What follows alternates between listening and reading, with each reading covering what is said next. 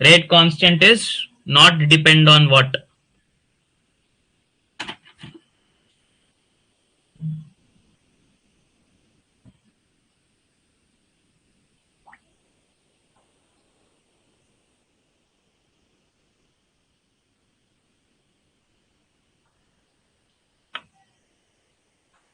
First one B. Are you sure?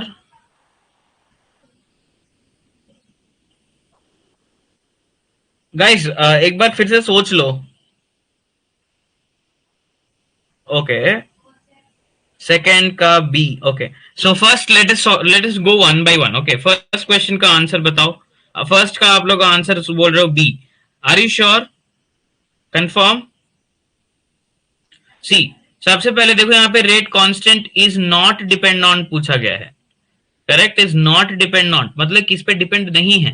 Rate constant क्या है actually? के. करेक्ट, रेट कांस्टेंट के है. अगेन के हम लोग कहाँ आए था? के वाली जो बात थी हम लोग कहाँ लाए हैं? मतलब रेट कांस्टेंट को where did we study actually?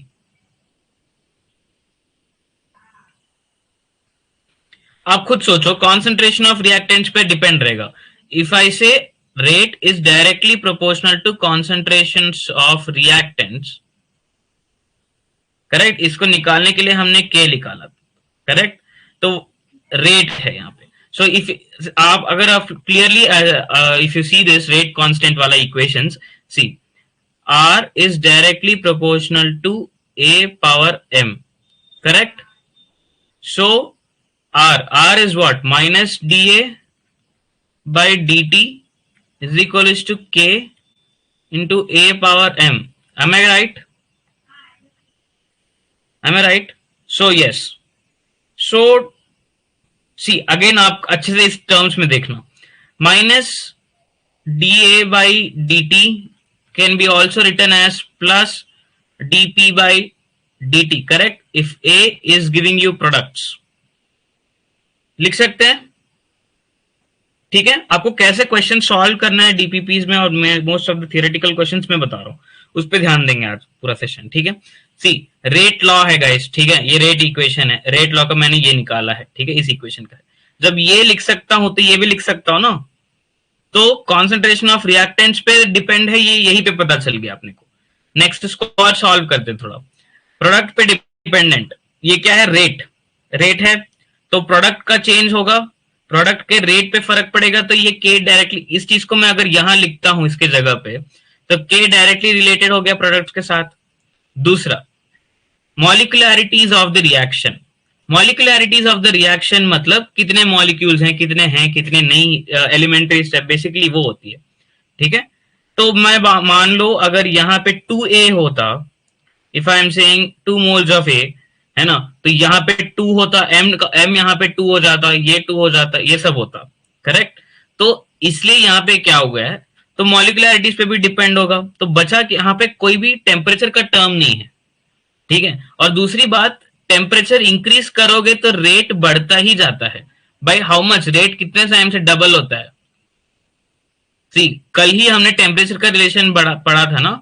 अगर आप 40 डिग्री से 40 डिग्री से 50 डिग्रीज कर रहे हो, यानी टेम्परेचर को 10 डिग्री इंक्रीज किए हो, तो रेट जो होता है डबल हो जाता है. यानी रेट डिपेंड है टेम्परेचर पे, पर रेट कांस्टेंट इंडिपेंडेंट है. तो फर्स्ट का आंसर क्या हुआ? डी. परफेक्ट. तो first is answer is D. Okay, second का सोचो, क्या सेकंड का, सेकंड वाला बताओ. फर्स्ट वाला आंसर क्या है? D. Second,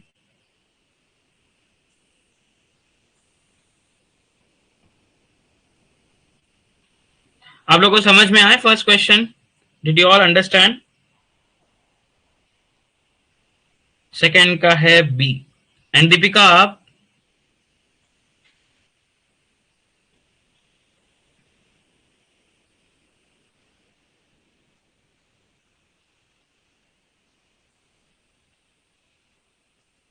yes, absolutely correct. Second का आंसर है बी. क्यों?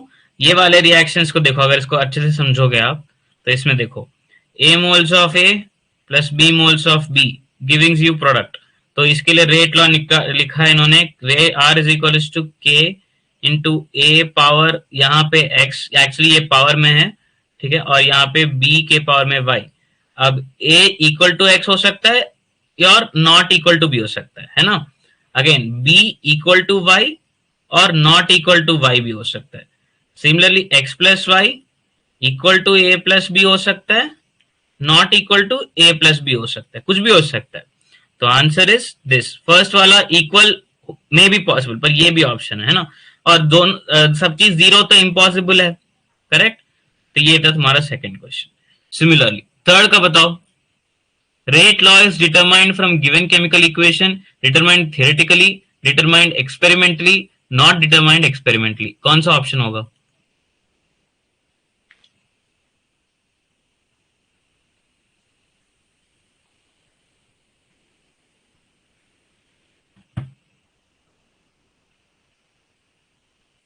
थर्ड का आंसर बताओ।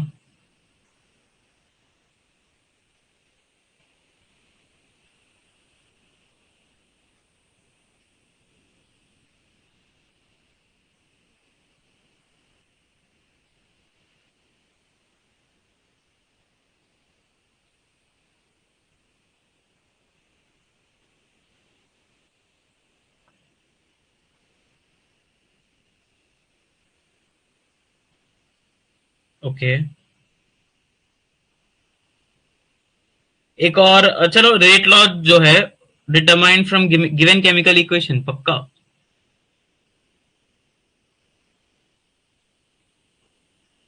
सोच लो बेटा एक बार, बाकी ऑप्शंस भी देख लो। See, they are asking rate law na. What is rate law, guys? R is directly proportional to A power m. What is A? Reactant, है ना। तो गिवन केमिकल इक्वेशन से डिटरमाइन किया जा सकता है, ये एक पार्ट, एक ये ऑप्शन सही है। बाकी इन तीनों में देखो, डिटरमाइंड थियोरिटिकली ये पॉसिबल है, नॉट पॉसिबल। रेट लॉ की मेन पॉइंट है ये होती है, it is determined experimentally. Rate law जो होती है वो एक्सपेरिमेंटल वैल्यू होती है, थियोरेटिकल वैल्यू नहीं होती। आप खुद सोचो, थियोरेटिकली में एक रेट लॉ, अरे ये एक jar, how can you propose it, like experimentally होती है, ये दोनों ही करेक्ट है यहाँ पर, ठीक है। But most accurately will be, अगर ऐसा कुछ कंफ्यूज, ऐसे सिमिलर डिटरमाइंड थियोरेटिकली ऐसा कुछ आ रहा है ना, तो आप मोस्ट प्रोबेबली इसी ऑप्शन को चूज करना, ठीक है। नेक्स्ट, अभी एक छोटा सा रिकैप करेंगे ऑर्डर्स के ऊपर जो कल हम लोग किए थे। How many of you have remember, आप लोग को ऑर्डर के सारे फॉर्मूलाज पता है? ठीक है, ऑर्डर के सारे फॉर्मूलाज पता है आप लोग को, याद हो गए सारे graph and formula? And we also discussed a few questions, right?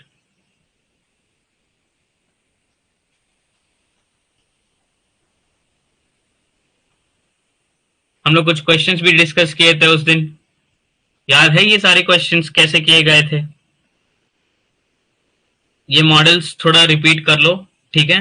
देखो यही क्वेश्चन एक बार फिर से ट्राई करने थे, ठीक है। अगर नहीं समझ आ रही, ये क्वेश्चन सिमिलर मॉडल्स है, ठीक है, क्योंकि अभी आने वाले जो मैं एक और डीपीपी ये वीकेंड तक मोस्ट प्रॉब्ली कल दूंगा, ठीक है, कल या परसों तक दे दूंगा डीपीपी इसका, जिसमें न्यूमेरिकल्स भी होंगे। तो इसलिए थोड़ा अभी ये फॉर्मूला सब देख लो, ठीक है। ऑर्डर के फॉर्मूला से एक बार सबसे रिवाइज कर लो पहले, फिर वो फॉर्मूला मैं दिखाता हूं तुमको।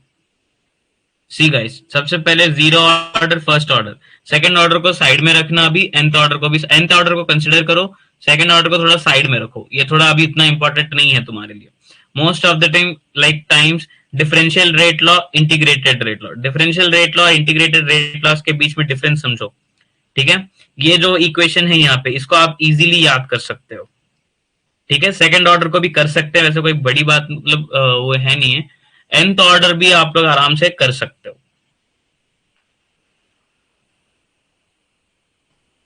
ठीक है। मेन डिफरेंस ये देखो, ये तीनों चीजें इंपॉर्टेंट है, ठीक है। जैसे हाफ लाइफ जीरो ऑर्डर, इसका और इसका यूनिट्स मोल, लीटर इनवर्स, सेकंड इनवर्स, इसका सेकंड इनवर्स और मिनट इनवर्स, क्लियर। ये दो चीजें आपको मेन पता होनी चाहिए सारी जो यूनिट्स होती हैं और फॉर्मूला देखो। डिपेंडेंट ऑन ए नॉट कौन सा हाफ लाइफ होती है? Dependent on A not half life is for second and zero order. Independent of concentration is for first order. Directly dependent on concentration of reactant. What is the half life? Which order has the half life? कौन से order का half life directly dependent on A not है? बताओ, इस table को देखकर ही बता दो डायरेक्टली डिपेंडेंट किस पे है और इनडायरेक्टली डिपेंडेंट किस पे है.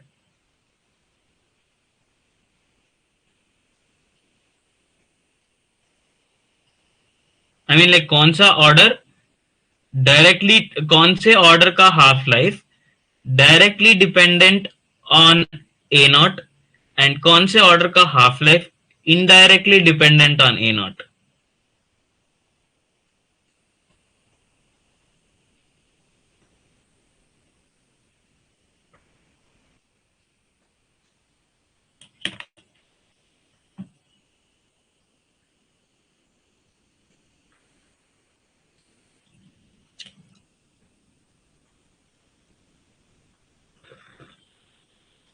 Guys, can anyone answer this?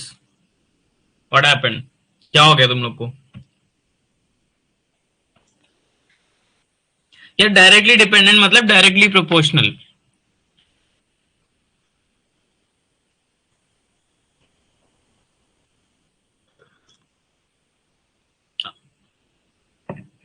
Correct, Malini is correct.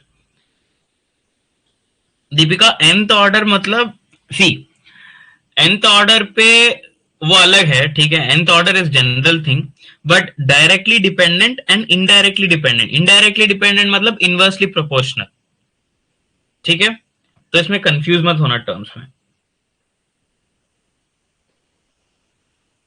And units का पता है आप लोग को, ठीक है. ये नेचुरल लॉगर, जो फर्स्ट ऑर्डर का जो इंटीग्रेटेड रेट लॉ है ना, फर्स्ट लॉ का इंटीग्रेटेड रेट लॉ इस टेबल में नेचुरल लॉगरिथम के फॉर्मेट में है. आप इसको ऐसे याद कर सकते हो, ठीक है. इसको ऐसे याद करके एग्जाम में क्या करना, अगर 2.303 वाला चीज आपको याद हो जाती है, वो वाला फॉर्मूला याद है, तो कोई बात नहीं. नहीं तो इस फॉर्मूले को तुम थोड़ा मॉडिफाई खुद कर लेना. इतना थोड़ा याद रखो. जैसे देखो अभी क्या दिया है वहां पे, AT is equal to A not minus KT, sorry not zero order, ये इसको अपन करेंगे फर्स्ट ऑर्डर की इक्वेशन. फर्स्ट ऑर्डर का जो इंटीग्रेटेड रेट लॉ है ये यहाँ पे नेचुरल लॉगरिथम में है, ठीक है. तो आपको क्या करना है, ए नॉट, इधर इसको लाओ, ln A not plus KT, ठीक है. ये आपका मेन इक्वेशन है. तो अगर इसको आप अच्छे से करते भी हो, ओके वेट,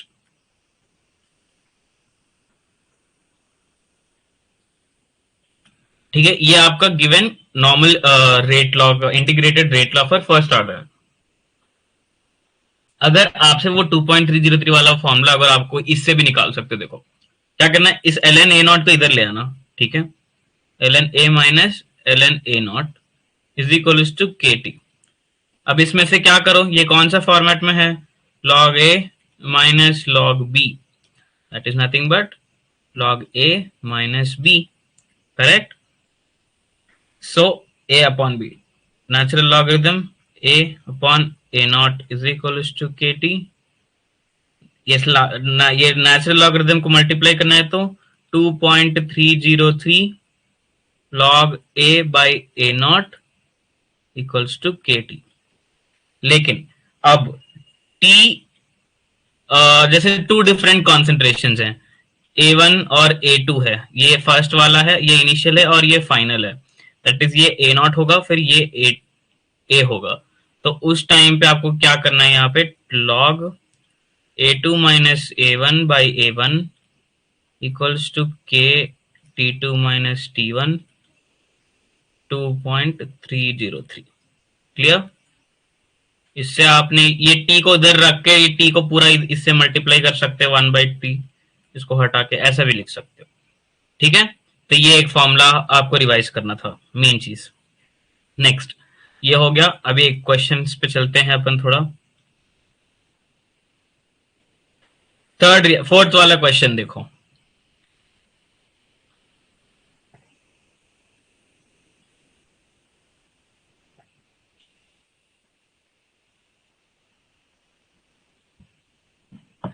फीजिबिलिटी मतलब रिएक्शन होने का चांसेस है, कितना आसानी से रिएक्शन हो जाएगा, मतलब कितने इजीली रिएक्शन पॉसिबल है वो, ठीक है, वो होता है फीजिबिलिटी का मतलब। फोर्थ का आंसर बताओ।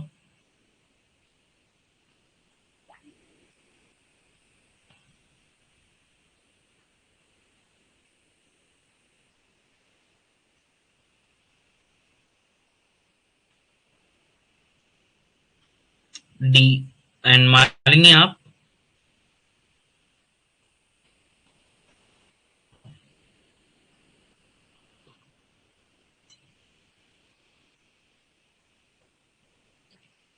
Malini your answer?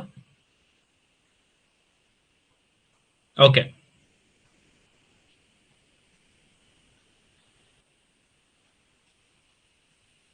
Okay, absolutely correct.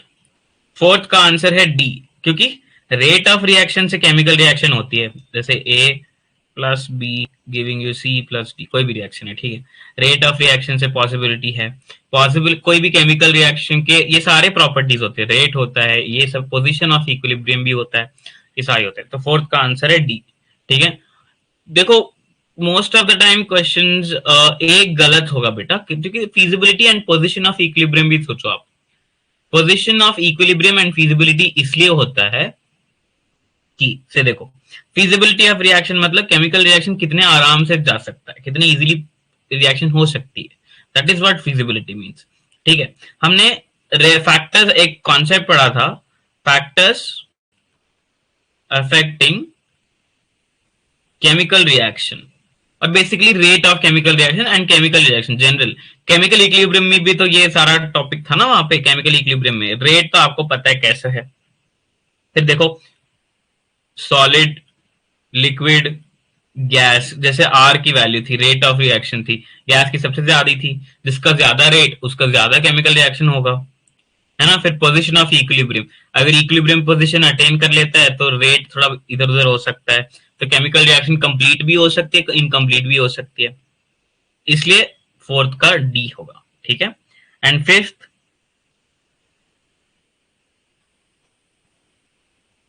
Fifth का भी बहुत आसान है, rates, chemical kinetics deal with rate of chemical reaction. फिर mechanism of rate of reaction, क्योंकि मैकेनिज्म में कैसे, मतलब मैकेनिज्म मतलब ऑर्डर, सी ऑर्डर इसलिए जैसे second order, first order kinetics ये सारी होती है ना। First order, second order kinetics होती है। ऑर्डर मतलब बेसिकली होता क्या है, ऑर्डर मतलब वो ऑर्डर का बेसिक डेफिनेशन क्या है, sum of powers of concentration terms in the rate law, ये जनरल डेफिनेशन होती है ना। लेकिन sum of powers of terms in the rate law, वो एक डेफिनेशन है ऑर्डर। दूसरा, ऑर्डर एक्सप्लेन्स द मैकेनिज्म और order explains how a reaction is going on, like which kinetics is it following, zero order, for first order, second order, what. तो that's why factors affecting rate of chemical reaction ये सब भी होता है। तो hence fifth का answer D. Clear? See, ये note कर लेना अगर आंसर्स आपको चाहिए तो, या फिर कुछ कॉन्सेप्ट्स रह गए तो, ठीक है। अब सिक्स्थ वाला बताओ। सिक्स्थ वाला बहुत इजी है, थोड़ा दिमाग लगाओगे तो आ जाएगा, बहुत आसान है। जीरो ऑर्डर रिएक्शन का एग्जाम्पल है, बहुत सिंपल है। नीचे दिए गए ये सारी जो ऑप्शंस है, इन सारे ऑप्शंस में से जीरो ऑर्डर रिएक्शन कौन सा कौन सा ये जीरो ऑर्डर रिएक्शन है?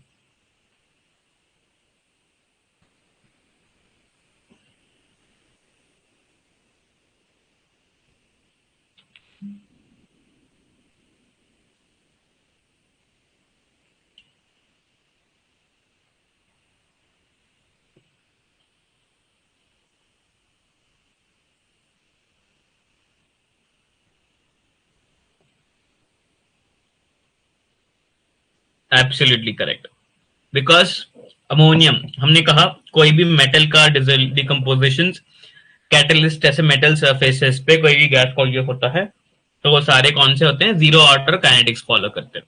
Best example ammonia gas, nitrogen, है ना।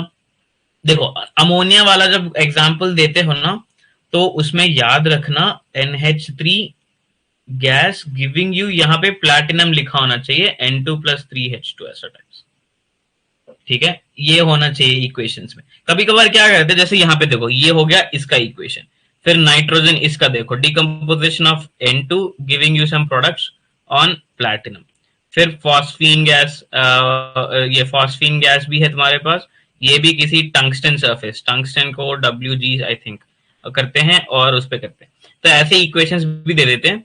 तो इक्वेशन से भी थोड़ा पता करना ट्राई करना, मतलब तो इक्वेशन दे देंगे जैसे यहाँ पे लिखा है ना, decomposition of ammonia gas on platinum surface, जैसे like it is written here right, decomposition of all the statements, but in sometimes direct chemical reaction दे देते हैं।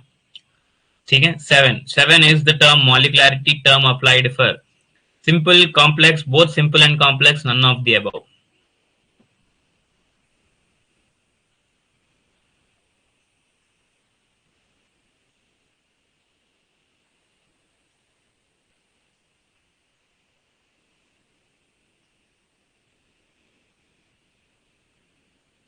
सेवेंथ वाला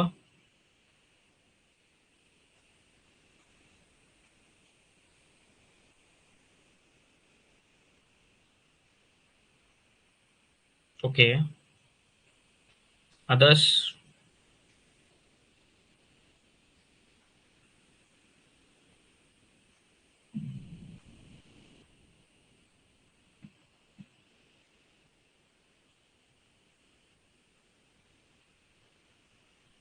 सी, ठीक है, both simple and complex reactions पे अप्लीकेबल होती है। सिंपल वाला रिएक्शंस पे डेफिनेटली अप्लीकेबल होती है। पहले तो आपको एक चीज ये समझा देता हूं मैं, ठीक है, एलिमेंट्री रिएक्शंस मतलब सिंगल स्टेप, कॉम्प्लेक्स वाले में RDS होता है, ठीक है। I have checked one refresher, वहां पे answer is applicable only for simple reactions बोलते हैं, पर complex reactions, actually complex reactions वो होते हैं, ठीक है, कॉम्प्लेक्स रिएक्शंस मतलब जिसमें मल्टीपल स्टेप्स हो, that is like A giving me B, B giving me C, C giving me D, ऐसा टाइप्स। एंड सिंपल रिएक्शंस में A गिविंग मी D होता है, B होता है, बस इसी टर्म के लिए मॉलिक्युलैरिटी एप्लीकेबल, इसके लिए इसलिए इसका आंसर ए होगा। और सिक्स्थ का तो डी आपने सही किया है, सेवेंथ का आपको ए करना है आंसर, क्योंकि कॉम्प्लेक्स रिएक्शंस में RDS वाली जो, जैसे मान ली ये RDS है, रेट डिटरमाइनिंग स्टेप, तो वहीं पे काम करता है। तो एक तरीके से दोनों answer both simple and complex reaction ये भी सही होता है, बट इन दोनों में भी कौन सा सही है, तो ये वाला आंसर है, ठीक है। Actually A and C both are correct है। फिर 8, एथ वाला बता दो, एथ वाला तो बहुत आसान है।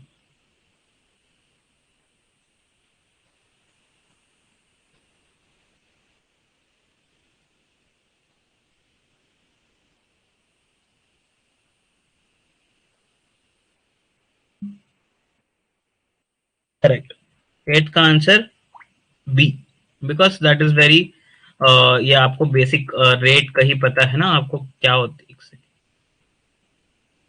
The minus sign indicates the decrease in,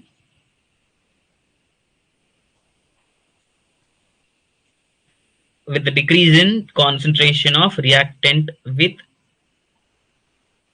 time, correct। so minus dc by dt ये होती है rate, minus dc plus dc, ये वाले तो सबको ही पता है ना। एक छोटा सा रिकैप करते हैं पुराने चीज का, जस्ट वेट,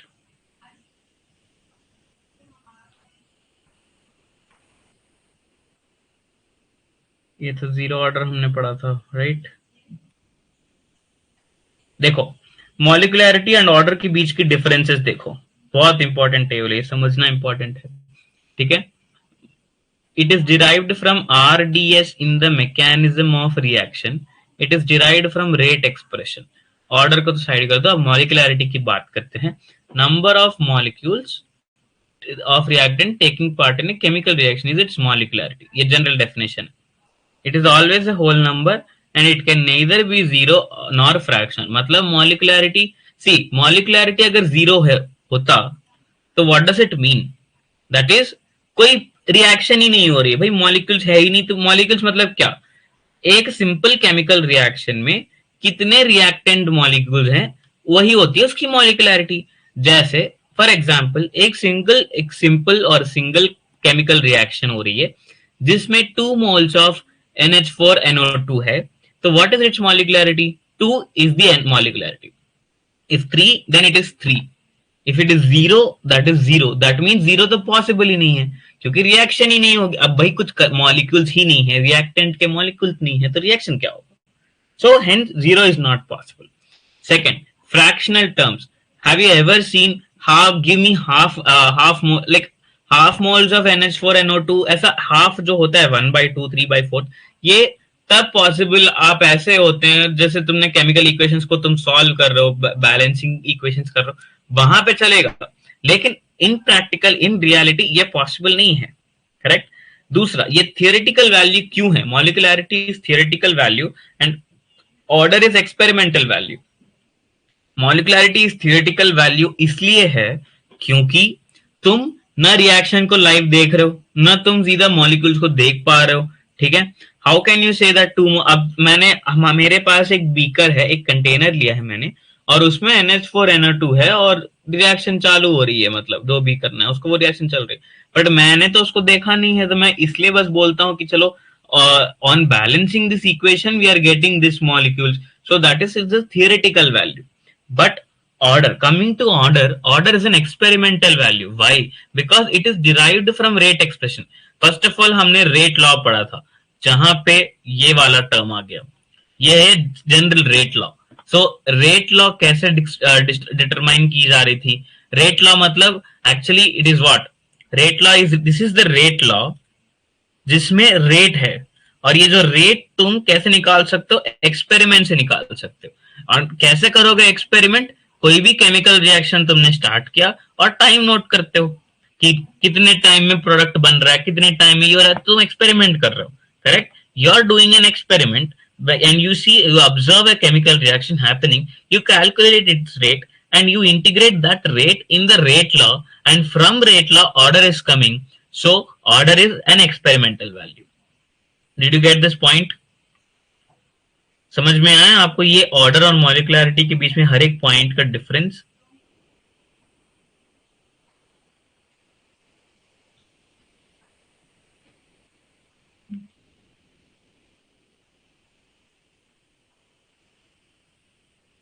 गाइस आपको मॉलिकुलैरिटी और ऑर्डर के बीच का डिफरेंस समझ आ गया कि ये एक्सपेरिमेंटल वैल्यू क्यों है और ये थियोरेटिकल वैल्यू क्यों है। ऑर्डर की वैल्यू 0, फ्रैक्शनल, इंटीजर कुछ भी हो सकती है, पर मॉलिकुलैरिटी की नहीं हो सकती। ये one of the major differences हैं, आपको पता होने चाहिए। ठीक है, ये आपको समझ में आ गया होगा आई होप। नाउ एक बार ग्राफ्स का कंपैरिजन, सारे ग्राफ देख लेते हैं, 0 ऑर्डर एंड फर्स्ट ऑर्डर के। ठीक है, 0 ऑर्डर की ग्राफ सबसे पहले 0 ऑर्डर की ग्राफ में देखो क्या लिखा है यहाँ पे। y इज इक्वल, हर कोई भी ग्राफ को आप सीधा y is equal to mx plus c के साथ कंपेयर करो। m अगर नेगेटिव आ रहा है तो नेगेटिव स्लोप, पॉजिटिव आ रहा है तो पॉजिटिव स्लोप। आपको कोई भी ग्राफ दे दिया और आइडेंटिफाई द ऑर्डर बोल देंगे, तो आपको सबसे पहले इक्वेशन लिख दो और समझ जाओ। सबसे पहले देखो y एक्सिस में क्या है और x एक्सिस में क्या है। ठीक है, y एक्सिस में क्या दिया, यहाँ पे कॉन्सेंट्रेशन दिया और यहाँ पे टाइम दिया है, तो मतलब ये क्या है, C वर्सेस T, ऐसा कोई ग्राफ होगा कॉन्सेंट्रेशन के टर्म। अब फिर चेक करना है यहाँ पे कॉन्सेंट्रेशन लॉग वैल्यूज में है क्या है। अगर लॉग वैल्यूज में होगा तो वो डेफिनेटली कौन सा ऑर्डर का होगा, फर्स्ट ऑर्डर या सेकंड ऑर्डर। ठीक है, अगर वो बोलते हैं ऑप्शंस में, ठीक है, एक मान लो एक क्वेश्चन दे दिया तुम लोग को और ऑप्शंस में 4 ग्राफ दे दिए, और जिसमें एक ग्राफ है, एक ग्राफ ऑप्शन एक ग्राफ है जहां पे लॉग ए वर्सेस टाइम है, लॉग ए वर्सेस टाइम की ग्राफ दी गई है। तो आपको क्या करना है वहां पे, जब लॉग के साथ करते हो तो आपको ये सोचना है वहां पे कि, और ये ग्राफ तो दे दिया और क्वेश्चन में ये रहेगा कि identify which this graph belongs to which order.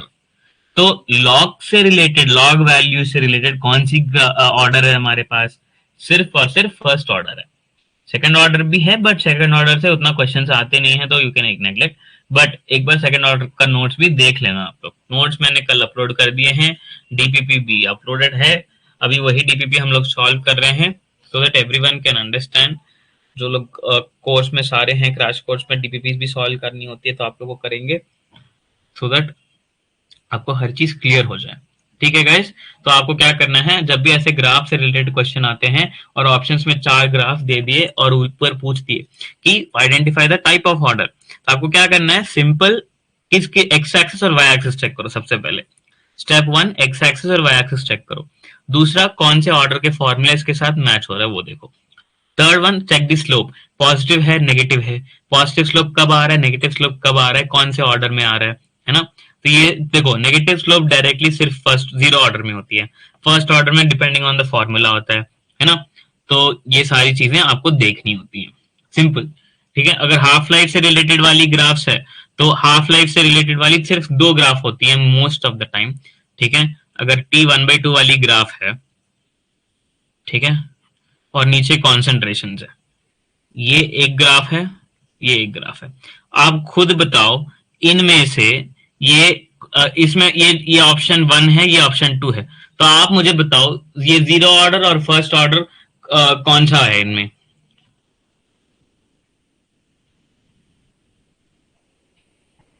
C second option वाला आपका डेफिनेटली फर्स्ट ऑर्डर होगा। क्यों, ये फर्स्ट ऑर्डर है और ये आपका जीरो ऑर्डर। ये फर्स्ट ऑर्डर क्यों है, क्योंकि फर्स्ट ऑर्डर का T1/2 जो हो उसका फॉर्मूला क्या है, 0.693/K, और ये इंडिपेंडेंट ऑफ कॉन्सेंट्रेशन है, तो इसलिए ये होगा। और इसी ग्राफ को मैं अभी क्या कर रहा हूं, ऐसा एक है और इधर है, इधर कॉन्सेंट्रेशन और नीचे T1/2 लिखा हूं, तो ऐसे भी लिख सकता हूं मैं इस ग्राफ को। तो ऑप्शंस में वो लोग कर देते हैं कभी कभार कि एक्स एक्सिस चीज को वाई में, वाई को एक्स में कर देते हैं। तो ध्यान से क्वेश्चंस और टर्म्स देखकर आपको आंसर करने आने चाहिए। Clear, the most important. फिर ये हो गया आपका जीरो ऑर्डर के ग्राफ्स। ठीक है, एग्जांपल्स आपने पता है। ठीक है, फॉस्फीन गैस का, फॉस्फर HCU का, हाइड्रोजन आयोडाइड का, अमोनिया का, है ना। फिर HCl का सिंथेसिस, ये सारी चीजें जीरो ऑर्डर काइनेटिक्स आपको पता है, ये हमने डिस्कस किए हैं। ठीक है, फर्स्ट ऑर्डर काइनेटिक्स का फॉर्मूला आपको यहाँ पे दिया हुआ है ऑलरेडी, तो ये भी हमने डिस्कस कर दिया था। एग्जाम्पल्स पे आते हैं, एक बार एग्जाम्पल्स एक बार रिवाइज करो।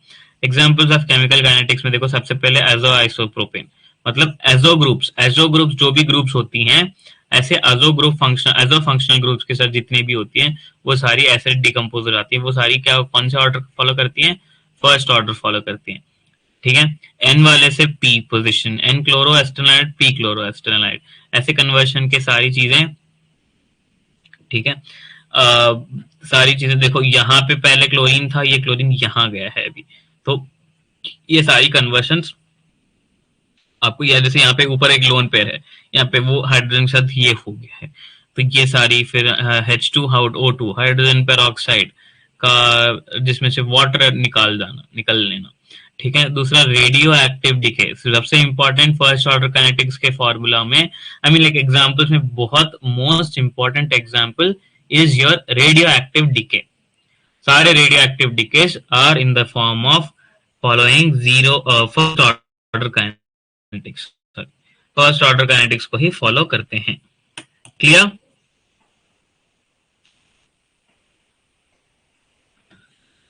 okay, now let us solve the last two questions.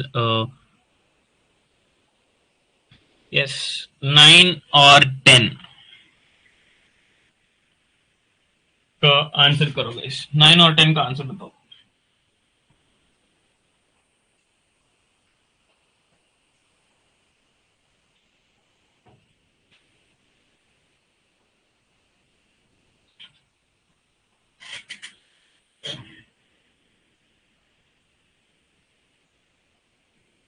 What is the answer of 9th question and what is the answer of 10th question?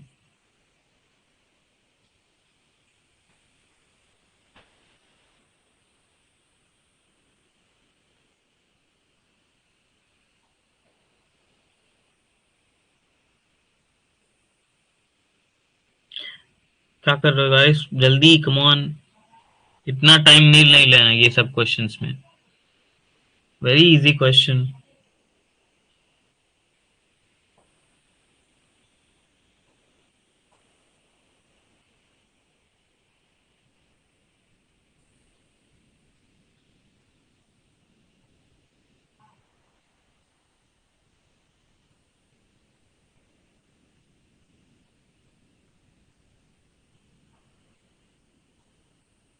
Guys 9th का आंसर क्या है?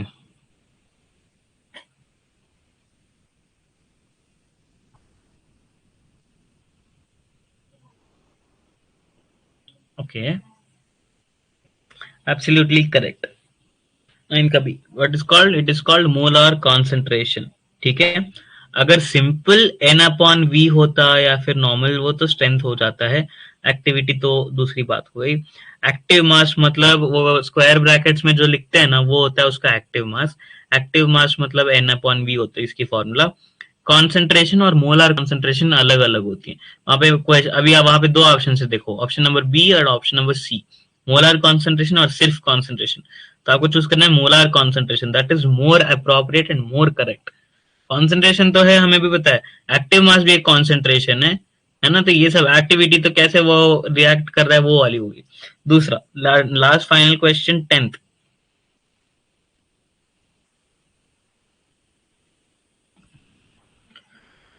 एक्टिव मास मतलब आपको पता है ना, we have discuss this the term active mass in chemical equilibrium as well. Chemical equilibrium में भी हमने डिस्कस किया था। जैसे देखो अभी आई एम सेइंग एनएस लेके देखो, एक एग्जांपल लेते हैं, H2 H2 plus O2 gives you H2O, 2 moles of O, okay, let us make O2 2 moles of H and 2 moles of H2। सो इसके लिए मेरे को अगर इक्विलिब्रियम कांस्टेंट लिखना होता है तो मैं क्या करता है, इक्विलिब्रियम कांस्टेंट ऊपर प्रोडक्ट, प्रोडक्ट का एक्टिव मास के पावर में कॉन्सेंट्रेशन टर्म्स एंड नीचे H2 का एक्टिव मास और O2 का एक्टिव मास। ये जो स्क्वायर ब्रैकेट होता है ये शो करता है active mass.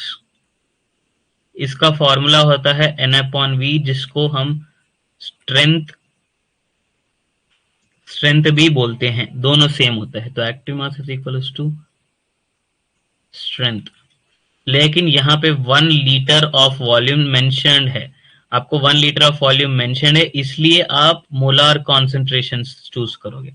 Because what is the term explain of molarity and all. ठीक है, मोलैरिटी एंड ऑल ये सब का आपको पता है। मोलैरिटी मतलब ये सारी कॉन्सेंट्रेशन टर्म्स होती है ये सब। और 10th, rate of chemical reaction directly proportional to rate, R is directly proportional to what, A power m, and what is A here, it is the reactant.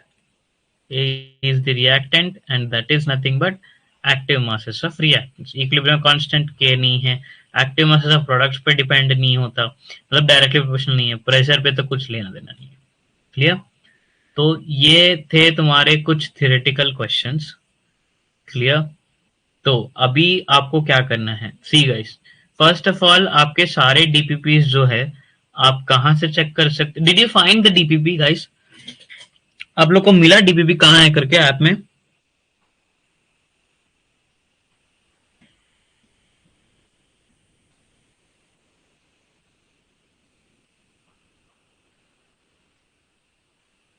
अगर जिन लोगों को डीपीपी नहीं मिला ना, आप पहले आपका जो नीट बैच था ना, जो पुराना बैच है आपका, आप या तो स्टोर्स वाले सेक्शन में भी आप जाके चेक कर सकते हो। ठीक है, आपकी जो डीपीपी है, अब क्या करना, whenever you go log in to the app, you click on batches. ठीक है, बैचेस पे जाओ, बैचेस पे आपकी जो आपकी जो बैच है नीट 20 वाली जो बैच है, उस बैच में जाओ एंड वहां पे क्लिक करना टेस्ट, उस बैच में जाके टेस्ट क्लिक करना। Can you all find it? दिख रहा है आपको ये सारी ये टेस्ट वहां पे अपलोडेड है करके?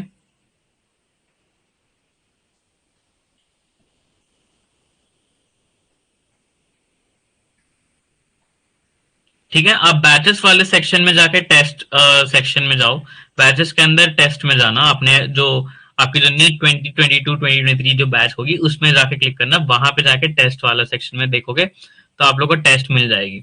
तो वहां पे ना आपको एमसीक्यू ऑनलाइन टेस्ट देना है, आप वो खुला ही रहेगा, प्रैक्टिस टेस्ट ही रखूंगा मैं, तो वहां से जाके आप डीपीपी कर सकते हो। ठीक है, अभी तो ये हो गया। अभी मैं ये वीकेंड पे आप एक काम करो, अभी केमिकल काइनेटिक्स का ऑलमोस्ट 95% 99% हमने कवर कर दिया। 1% वो जो इधर उधर छूटा रहेगा, कुछ कुछ आपके डाउट्स हैं, और एक कोलिजन थियरी करके जो छोटा मोटा है इसको अपन आगे कवर करेंगे। ठीक है, उसको छोड़ दो आप। अभी तक जितना 99% जो मेजर पार्ट, मेजर क्या पूरा चैप्टर ही ऑलमोस्ट कर दिया है हमने, अपने पूरा चैप्टर खत्म कर दिया है। बस एक छोटा सा कॉन्सेप्ट कोलिजन थ्योरी करके है, वो भी हमने इनडायरेक्टली अर्हीनियस इक्वेशन में पढ़ा है। बट कोई बात नहीं, अगले क्लास में कोलिजन थ्योरी को मैं एक छोटा सा 5 मिनट का इंट्रो दूंगा उसका, उससे वो भी खत्म हो जाएगा। आपको करना क्या है ये हफ्ते, सी गाइस, बिफोर देखो अभी आज का डे क्या है, today is Wednesday, correct. Thursday ले लो, फ्राइडे भी ले लो आप, थर्सडे और फ्राइडे आप चलो, आप खुद बताओ, आपको ये चैप्टर कंप्लीटली खुद पूरा सॉल्व करके, खुद पढ़ के खत्म करके, मतलब ऐसा पढ़ना है कि आपको नींद से भी उठा के केमिकल काइनेटिक्स का कुछ पूछे तो आप कर लोगे, क्वेश्चंस के साथ सब प्रिपेयर्ड करके कब तक आप रेडी रह सकते हो। Just you guys give me the date and you can write a test on chemical kinetics. Complete chemical kinetics. You'll be having 40 questions. 40 questions MCQ होंगे आपको आंसर करने। तो आप ये टेस्ट कब दोगे ये बताओ मुझे, मैं आपके हिसाब से मैं डेट सेट करता हूँ।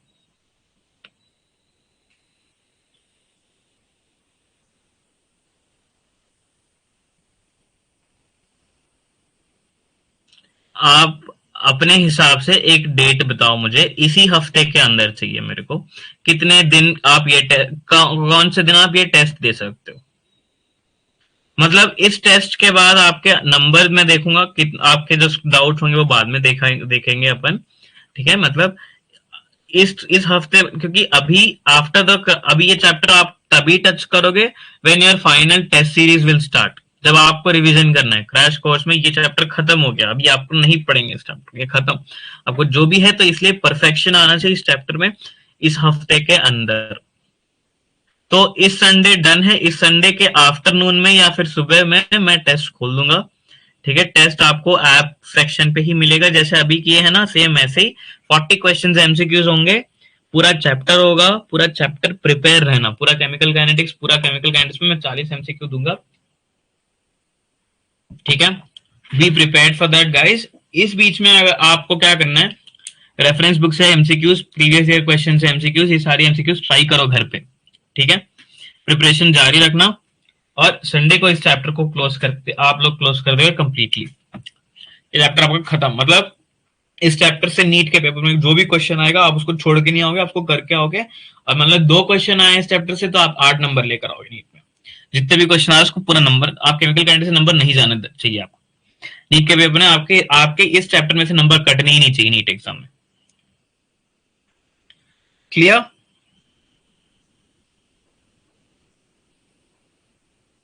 Any questions? Anything to ask?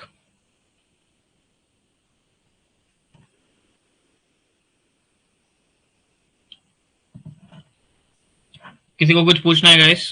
कोई क्वेश्चन आपको कुछ पूछना है? Okay, if no questions you can be free, be preparing the chapter guys, ठीक है। मैं अभी भी बोल रहा हूँ, टाइम नहीं है ज्यादा, ठीक है, हार्डली 90 डेज बचे हैं, तो just don't take stress, but आराम से प्रिपरेशन करते जाओ, जैसे हम बोल रहे हैं, जैसे हम मैं बोल रहा हूँ ऐसे करते जाओ, आपका नीट केमिस्ट्री पार्ट आपका बहुत स्ट्रॉन्ग करके क्लियर कर दोगे आप, ठीक है।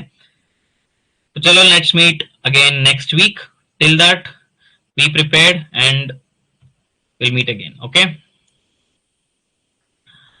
So good night guys, और अपना ध्यान, अपना हेल्थ का भी ध्यान रखो, please take care of your health, because of weather changes don't get affected by some disease or some infections, because any infections and viral infections are being spread, so just stay safe and be preparing for the exam as well, okay? So let us end the session and we'll meet next week. Bye. Good night guys.